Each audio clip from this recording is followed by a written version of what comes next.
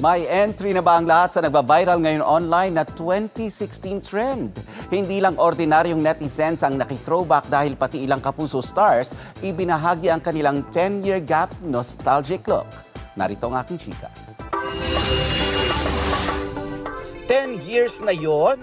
Yan ang reaksyon ng netizens sa viral ngayong 2016 trend kung saan napareminis ang marami sa nakalipas na isang dekada. Pre-pandemic days na ibang-iba sa buhay nila ngayon.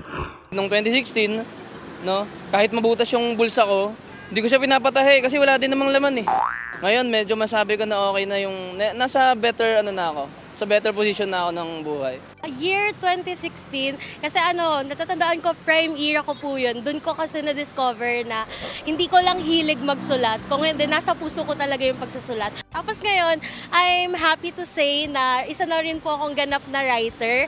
At kung may time, pinagpapatuloy ko pa rin yung pagpupunta sa iba't ibang lugar para magtanghal. Ang mga sikat, achievement unlocked sa isang dekadang puno ng challenges. Kaya they celebrated their winnings sa kanilang entry sa 2016 trend na viral ngayon online. Itlinex ni Dingdong Dantes ang pic ng kanyang mag-inang si Marian Rivera at Baby Sia na 10 years ago pa lang mahilig ng mag-twinning. Fresh now, fresh then. Walang nagbago sa 2016 pic ni Alden Richards. Power lifter yarn? Ibang-iba si Andrea Torres noong 2016, lalo't start pa lang ng projects niya as a leading lady.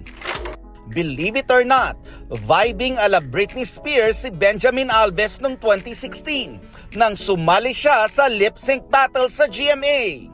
Before she was a mom, winning in life si Winwin Marquez nang piliin niya noong 2016 ang personal growth na free from stress.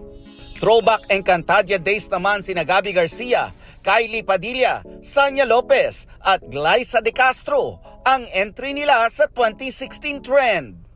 Sa dami ng ganap noong 2016, ang naiwan kay Bea Alonso ay ang memories of her happy travels kasama ang kanyang mga mahal sa buhay.